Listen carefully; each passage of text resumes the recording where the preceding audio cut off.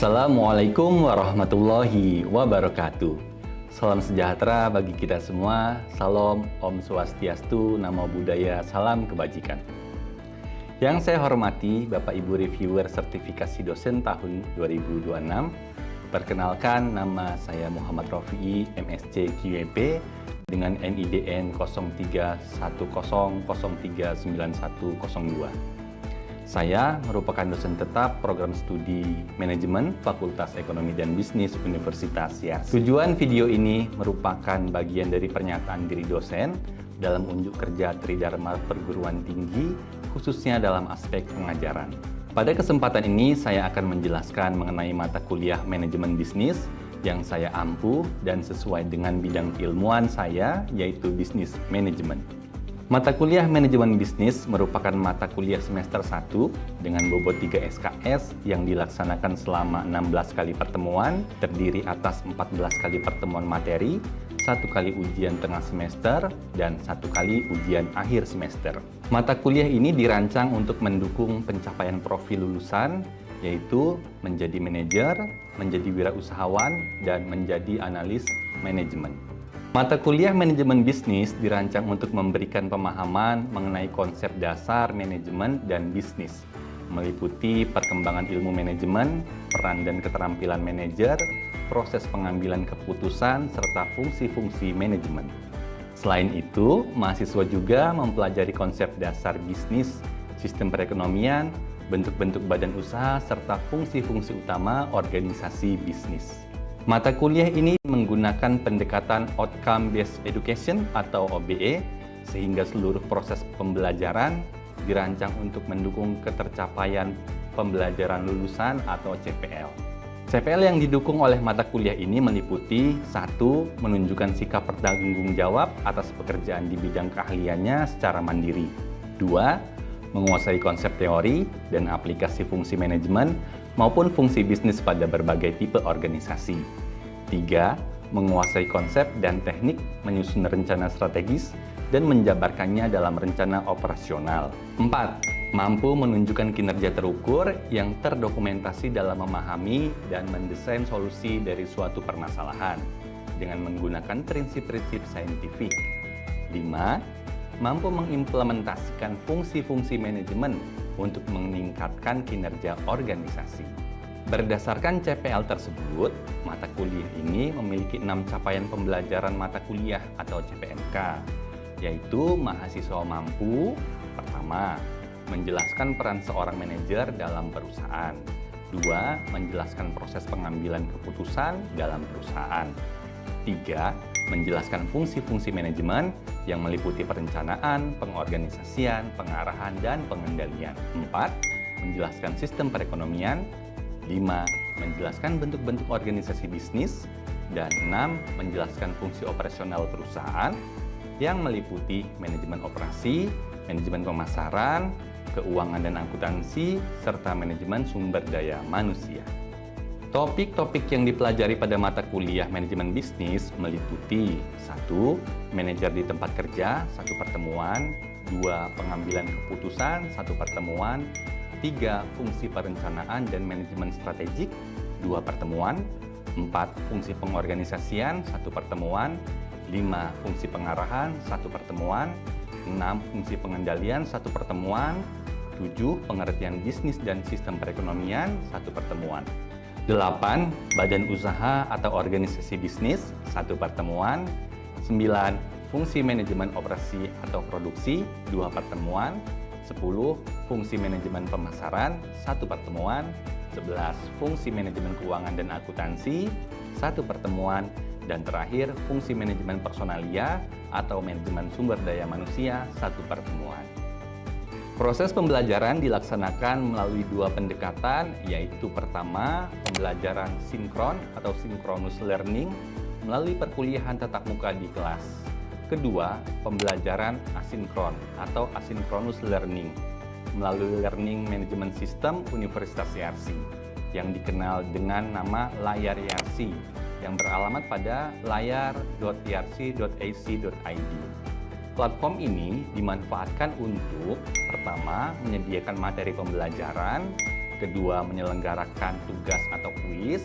Ketiga, memfasilitasi komunikasi dan aktivitas belajar mahasiswa di luar jam tatap muka.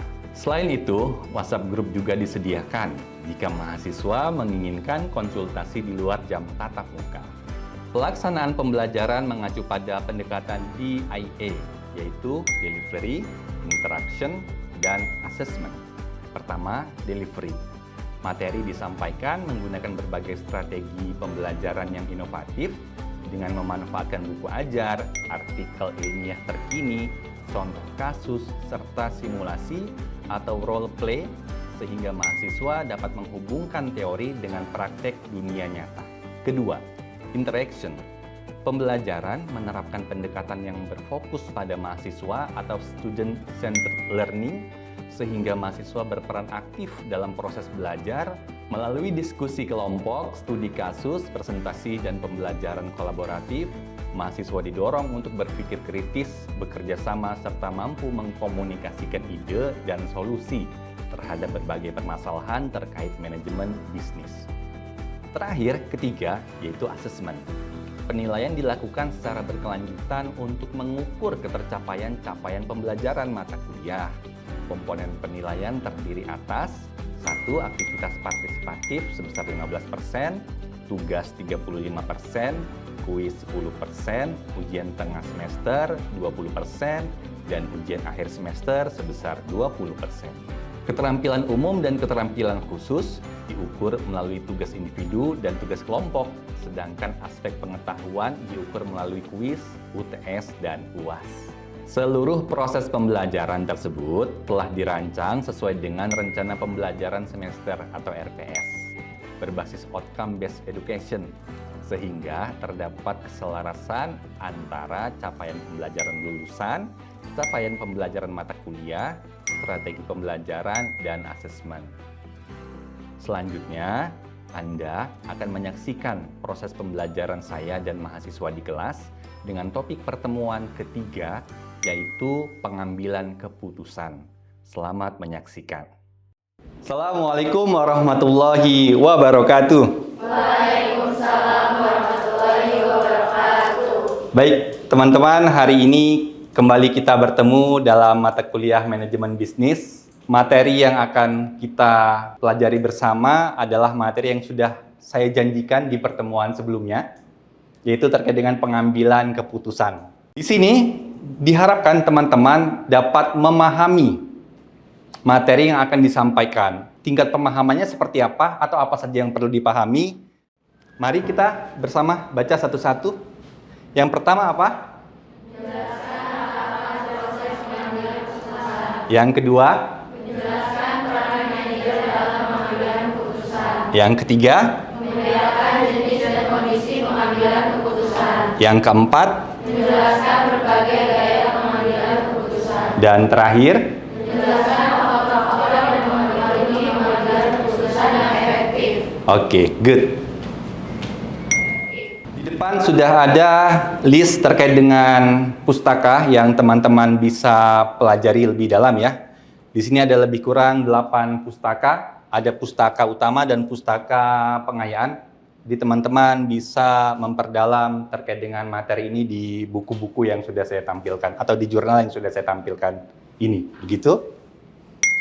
Baik, sebelum kita memasuki materi hari ini, yaitu pengambilan keputusan, saya ingin recalling dulu terkait dengan materi kita sebelumnya. Siap? Siap. Oke, baik. Materi minggu lalu adalah manajer di perusahaan.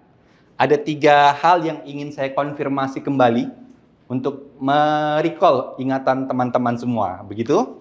Yang pertama, apa yang dimaksud dengan manajer? Acung tangan, siapa yang bisa? Saya Melia Sri Utami. Manajer itu adalah orang yang mengordinasi dan mengawasi pekerjaan orang lain agar tercapainya tujuan-tujuan perusahaan. Lanjut, kita ke pertanyaan kedua. Pertanyaan kedua, mengapa manajer itu penting bagi sebuah perusahaan? Yang bisa? Yang masih ingat acung tangan? Oke, silahkan. Nama saya Cahyani Kusumadiati. Manajer itu penting bagi perusahaan karena manajer berkontribusi terhadap produktivitas dan loyalitas karyawan, sehingga dapat mempengaruhi kinerja keuangan perusahaan. Baik, kita masuk ke pertanyaan ketiga ya. Ada yang masih ingat atau tidak nih? Sebutkan 3 tingkatan manajer dalam sebuah perusahaan. Ada yang bisa? Ya, silahkan. Nama saya Anida. Di sini yang pertama first line manager, manajer tingkat pertama. Yang kedua middle manager, manajer menengah. Yang terakhir top manager, manajer utama. Oke, good job Anida. Kita kasih tepuk tangan buat Anida. Ini sudah tepat sesuai dengan materi yang saya sampaikan di pertemuan terakhir.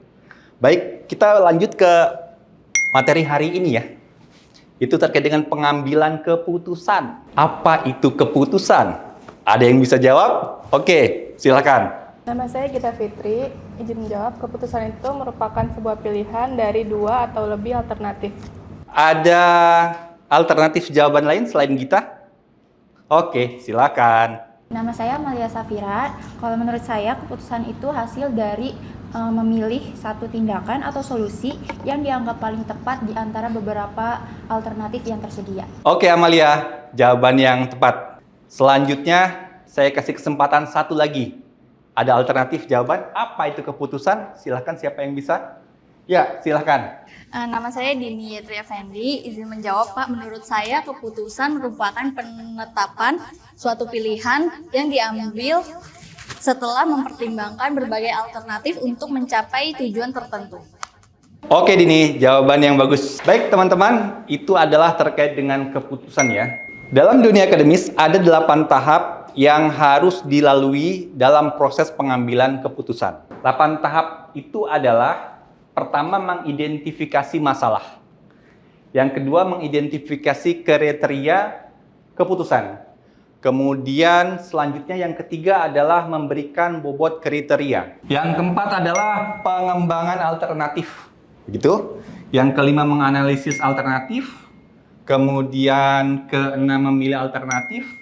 Dan ketujuh mengimplementasikan alternatif. Dan terakhir adalah melakukan evaluasi terhadap alternatif yang sudah kita pilih. Ini adalah 8 tahap proses pengambilan keputusan. Di pertemuan sebelumnya kita sudah membahas terkait dengan peran manajer ya. Salah satunya adalah melakukan pengambilan keputusan di dalam sebuah perusahaan. Pertanyaan bagi kalian, mengapa seorang manajer harus memahami langkah-langkah dalam proses pengambilan keputusan? Ada yang bisa jawab? Oke, silakan. Nama saya Aurel.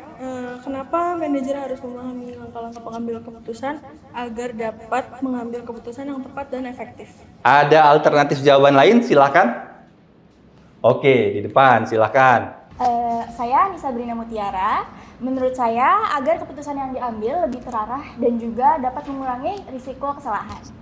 Ada satu mahasiswa lagi yang bisa menjawab, mengapa seorang manajer perlu memahami langkah-langkah pengambilan keputusan dalam sebuah perusahaan? Ada yang bisa jawab? Oke, silahkan. Saya Afira Labidah. Menurut saya, agar tujuan organisasi dapat tercapai melalui keputusan yang baik. Oke, beri tepuk tangan buat Afi sudah menjawab dengan tepat. Baik, rekan-rekan semua.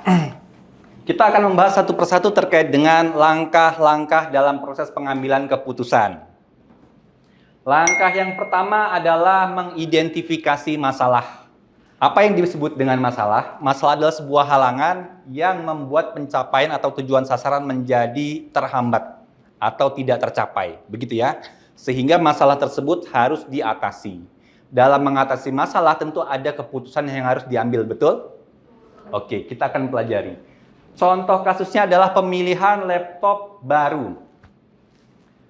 Misalkan kalian adalah divisi marketing yang sedang membutuhkan laptop baru karena laptop kalian saat ini sudah rusak. Begitu ya. Kenapa dibutuhkan laptop baru? Karena untuk menunjang performa atau kinerja kalian di divisi marketing. Seperti pembuatan konten, tentu butuh laptop yang mumpuni untuk mengedit video, konten marketing, dan seterusnya. Betul? Ya. Selanjutnya, kita masuk ke tahap yang kedua, yaitu mengidentifikasi kriteria keputusan. Apa itu mengidentifikasi kriteria keputusan? Tadi di awal sudah kita bahas bahwa divisi marketing sedang membutuhkan laptop untuk menopang kinerjanya, betul? Nah, langkah kedua adalah mengidentifikasi kriteria. Berarti laptop dengan kriteria seperti apa yang harus dipilih? Atau laptop dengan spesifikasi produk apa yang harus dipilih? Nah, mengidentifikasi kriteria keputusan ini adalah menentukan spesifikasi produknya. Pada umumnya, sebuah laptop itu memiliki beberapa spesifikasi, betul? Yang pertama apa? Coba baca. Memori dan penyimpanan. Yang kedua, 3, 4, 5. Oke. Poin-poin ini akan menjadi pemberat laptop mana, laptop produk apa, atau merek apa yang harus kita pilih nantinya. Sampai di sini paham? Oke. Lanjut. Langkah ketiga adalah memberikan bobot kriteria. Kita mengurutkan antara bobot yang paling tinggi menuju bobot yang paling rendah. Kita bisa menggunakan angka. Dalam contoh, di sini kita menggunakan angka 1 sampai 5. Oke, 1 sampai 5. Angka 5 menunjukkan tingkat kebutuhan tertinggi di sebuah divisi tersebut. Karena divisi marketing membutuhkan laptop yang bisa desain grafis, misalkan mengedit video marketing, sehingga dia membutuhkan penyimpanan dan memori tertinggi. Nah, sehingga kita kasih bobot 5, begitu. Dan seterusnya ke bawah. Oke? Setelah di tahap 3 tadi kita memberikan bobot, selanjutnya kita masuk ke tahap keempat, yaitu mengembangkan alternatif. Dalam proses pengembangan alternatif, itu adalah menyusun pilihan-pilihan solusi. Tadi kan divisi marketing ingin membeli sebuah laptop. Nah, kita harus memilih merek seperti apa atau merek apa yang harus dibeli. Gitu. Nah, sehingga muncullah beberapa alternatif pilihan. Ada HP ProBook, ada Sony, Lenovo, Apple, Toshiba, dan seterusnya.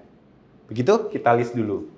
Lanjut ke tahap kelima. Tahap kelima adalah melakukan penilaian terhadap masing-masing produk tadi. Masing-masing produk ini kita lakukan penilaian terkait dengan kriteria yang sudah kita pilih tadi. HP ProBook. Nah, dari sisi memori dan penyimpanan kita kasih nilai 1 sampai 10. Ternyata setelah kita analisis, oh ternyata si HP ProBook ini memiliki memori dan penyimpanan yang besar, dan itulah yang kita butuhkan, sehingga kita kasih poin 10 paling tinggi, gitu ya. Daya tahan baterai 8 dan seterusnya ke sana. Masuk ke tahap ke-6, yaitu memilih alternatif. Kita tadi sudah melakukan pembobotan di awal 1 sampai 5, kemudian masing-masing produk kita sudah melakukan penilaian 1 sampai 10. Dari sana kemudian kita lakukan pengalian, gitu ya. Kita lakukan pengalian sehingga ditemukan HP ProBook sebesar total 136. Kemudian Sony sebesar 130. Dan di sini yang paling besar totalnya ada apa? Apple MacBook, betul? Apple MacBook di angka 139. Nah, sehingga dari proses 1 sampai 6 ini kita peroleh bahwa produk laptop yang harus kita beli adalah merek Apple MacBook. Sampai di sini paham? Selanjutnya kita masuk ke tahap 7, yaitu mengimplementasikan alternatif. Tadi sudah terpilih Apple MacBook, betul? Karena secara total poinnya di angka 139 paling besar daripada produk-produk lain. Nah, sehingga divisi marketing tersebut harus menjalankan keputusannya, yaitu membeli produk Apple MacBook untuk menopang kinerja divisi marketingnya. Oke, sampai di sini paham? Selanjutnya kita masuk ke tahap ke-8, yaitu mengevaluasi efektivitas keputusan.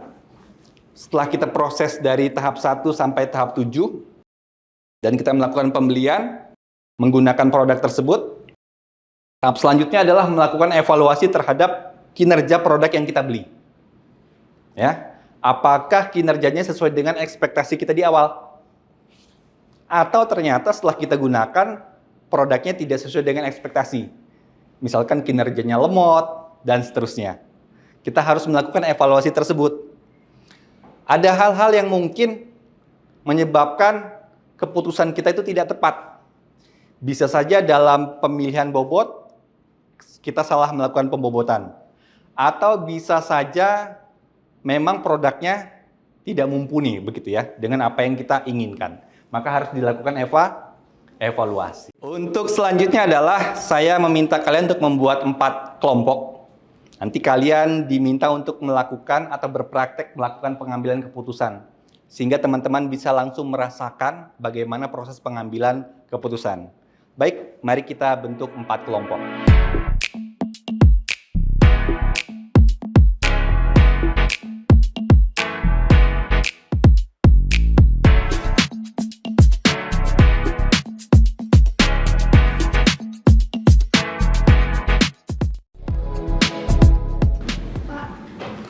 Oke, ya silahkan. Kan ada 8 tahapan dalam pengambilan keputusan. Oke.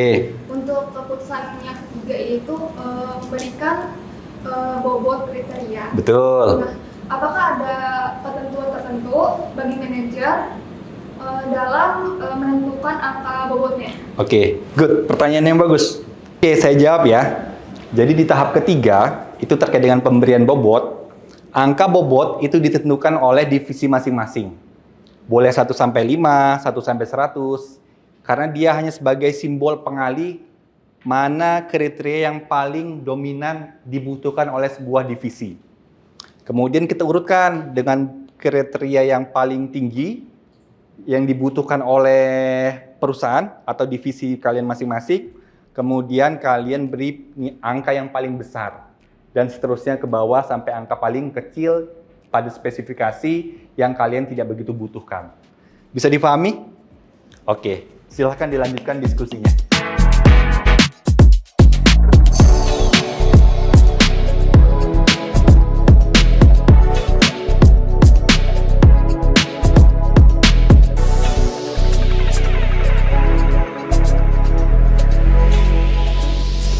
Izin bertanya, Pak.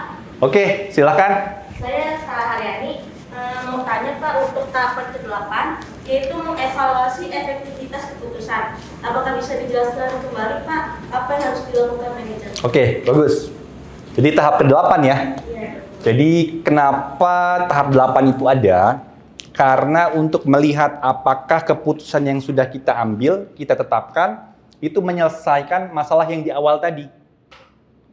Nah, jika dia menyelesaikan, berarti proses pengambilan yang kita lakukan itu sudah efektif. Tapi kalau ada hal yang ternyata sudah kita pilih, ternyata tidak menyelesaikan masalah kita di awal tadi, maka perlu kita lakukan alternatif solusi. Begitu? Bisa dipahami? Oke. Good. Oke, baik teman-teman, kita sudah melakukan diskusi kelompok tadi. Divisi-divisi sudah saya bentuk ya, ada divisi SDM, keuangan, kemudian pemasaran, operasional. Nah, kita kali ini kita akan melihat divisi SDM untuk melakukan presentasi terkait dengan proses pengambilan keputusan. Kita saksikan bersama-sama. Silakan divisi SDM. Ya, Assalamualaikum warahmatullahi wabarakatuh. Kami dari kelompok 2 yaitu kelompok SDM ingin mempresentasikan hasil diskusi kelompok kami tadi. Jadi di contoh SDM ini kami akan menilai kinerja karyawan untuk mendapatkan promosi dan juga untuk penilaian kinerja karyawan tersebut. Nah, bobot kriteria untuk SDM sendiri itu ada 5. Yang pertama ada kedisiplinan, kinerja, kerjasama tim, kehadiran, dan komunikasi. Nah, dari kelima kriteria ini menurut kami yang bobotnya paling tinggi adalah kedisiplinan dan yang paling rendah adalah komunikasi. Dari bobot kriteria ini akan kami nilai ke 8 karyawan yang sudah kami taruh di sini, yaitu ada Andi, Budi, Citra, Dinda, Eko, Fajar, Gina, Hendra. Nah, untuk penilaiannya yaitu dari Andi, untuk kedisiplinannya sendiri itu ada contohnya dia mendapatkan kedisiplinannya 10, dan untuk komunikasinya sendiri Andi ini penilaiannya itu ada di angka 8. Nah, perhitungannya Contohnya ada di Andi. Andi mendapatkan kedisiplinan nilainya 10 dan bobot kedisiplinan adalah 5. Jadi 10 dikali 5 sama dengan 50. Begitu semua untuk penilaian yang lain. Setelah ditotal untuk semua bobot kriteria, menurut kelompok kami yang paling besar total penilaiannya ada di Hendra, yaitu dengan nilai 141. Yang dimana artinya Hendra memiliki penilaian kinerja untuk karyawan dengan posisi terbaik. Terima kasih. Oke, baik teman-teman, terima kasih atas pertemuan kita hari ini. Kita kasih tepuk tangan untuk kita semua. Baik. Teman-teman, seperti yang sudah saya sampaikan tadi, teman-teman bisa mengakses Google Form yang sudah saya berikan untuk melakukan evaluasi. Sudah sejauh mana pengetahuan teman-teman terkait dengan proses pengambilan keputusan. Nah, nanti hasil dari pengisian atau jawaban teman-teman di Google Form tersebut akan kita lakukan pengecekan di minggu depan. Sampai di sini bisa difahami?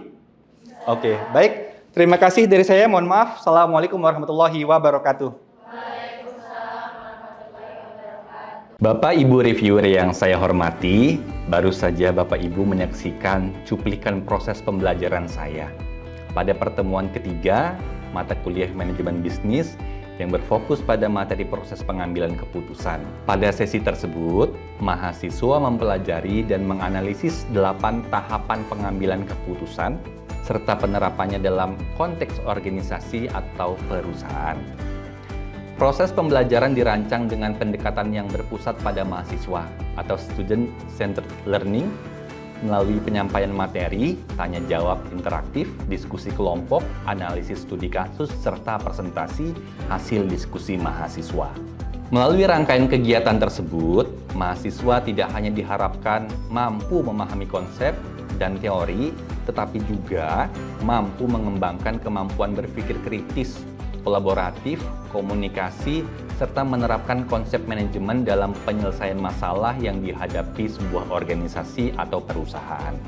Saya berharap cuplikan pembelajaran ini dapat memberikan gambaran pendekatan pembelajaran yang saya terapkan, yaitu pembelajaran yang selaras dengan prinsip outcome-based education yang tidak hanya berorientasi pada penguasaan teori, tetapi juga pada pengembangan kompetensi, keterampilan, dan kesiapan mahasiswa dalam menghadapi tantangan nyata di dunia kerja maupun dunia usaha.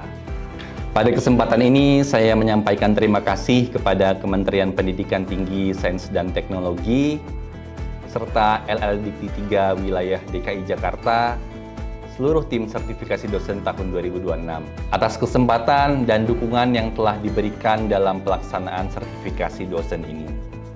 Ucapan terima kasih juga saya sampaikan kepada pimpinan Universitas Yarsi, pimpinan Fakultas Ekonomi dan Bisnis, rekan-rekan dosen, tenaga kependidikan, serta seluruh mahasiswa yang telah menjadi bagian penting dalam proses pembelajaran dan pengembangan kualitas pendidikan di lingkungan Universitas Yarsi. Demikian yang dapat saya sampaikan, semoga pemaparan ini memberikan manfaat dan menjadi salah satu kontribusi dalam upaya peningkatan mutu pembelajaran serta kualitas pendidikan tinggi di Indonesia. Terima kasih atas perhatian Bapak Ibu reviewer. Wassalamualaikum warahmatullahi wabarakatuh.